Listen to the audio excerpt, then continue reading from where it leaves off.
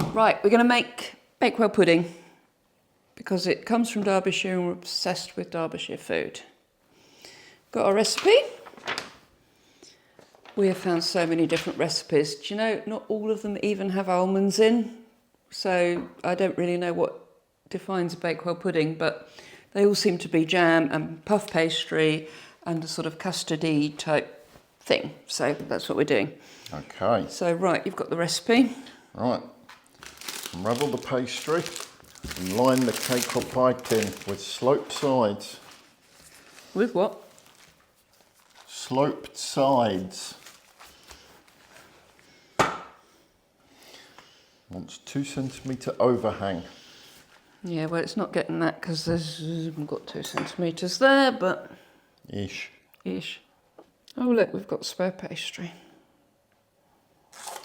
Man, what a disaster. I've already greased this. Excellent. Is the oven on? Nope.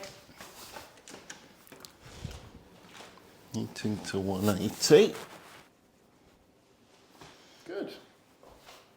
And then that needs to go back in the fridge. Now everybody can watch us beating butter and sugar together in a bowl. Perfect. Good. Butter. 150 grams of butter and 150 grams of sugar. You can tell we're normally behind the camera. Don't know what you're implying. And that's going to take 2 to 3 minutes. So we'll probably fast forward this bit for you. I think so.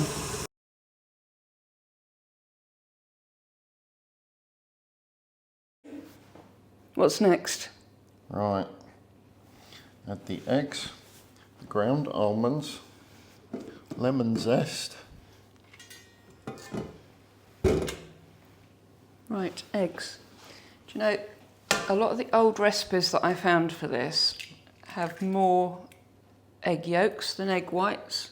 Oh. And a lot more eggs in them, so it would have been a really, really rich recipe.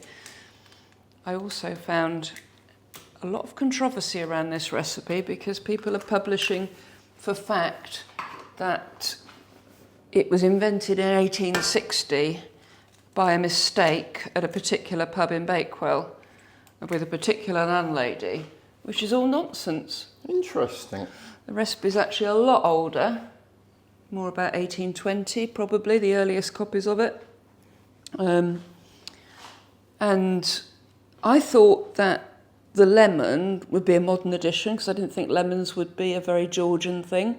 But in the really earliest handwritten recipes, they have lemon rind or candied lemon or something going in there. So it is interesting. And the sugar in the early recipes is all a sugar loaf that you have to pound or grate down into sugar. So I'm zesting this into here, am I?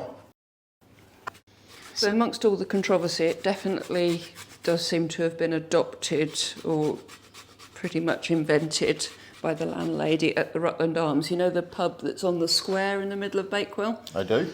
Yep. So there was a landlady there for many, many years. And this was one of her specialities. Apparently she used to sell the recipe to people as well. So Very enterprising. Very enterprising. I think she was landlady there for something like 53 years. Wow. Next, the almonds go in now. The almonds go in. And then we're beating again until it's all combined. Have a good beating. Cake mixture. This is taking forever. Best. Good, right, almonds next. Almonds in. Beating until combined. I think that's combined. Excellent.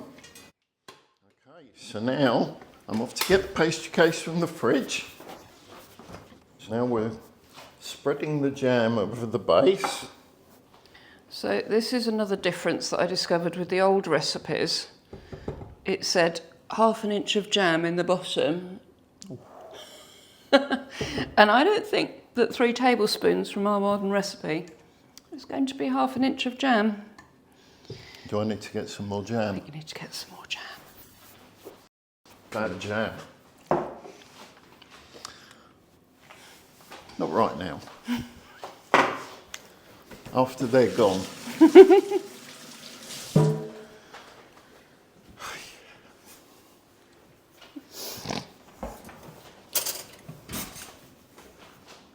Right, jam.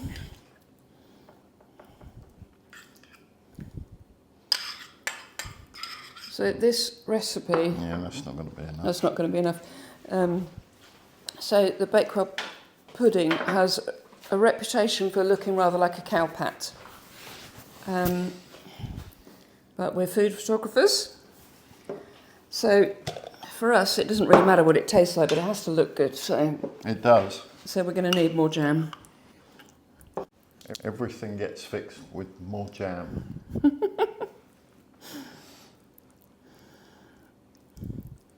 Yeah, that'll help make it prettier. Mm. Excellent. Good. And then is it just this on top? Yep. You pop that on top and scatter the flaked almonds and then sling it in the oven. Really? Yeah, we can hide any ridges with almonds. Just don't waste any of the good stuff. Never. I want it to have character. Mm. Can't be too perfect. No, Don't want it to look like AI at the end. we do not. Right. That looks dodgy. And then I'm just sprinkling these on the top, yes? Just scattering them on top. Beautiful. Good.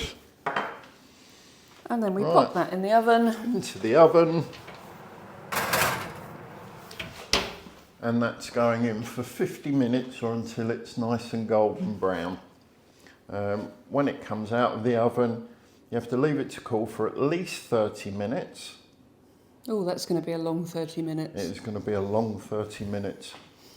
And then dust with icing sugar. And it says here, serve with cream or ice cream. Custard. Always custard. Excellent. And right. Right, that's our 50 minutes up. Let's see what we've got. Does it look like a cow pat? No, I'm good.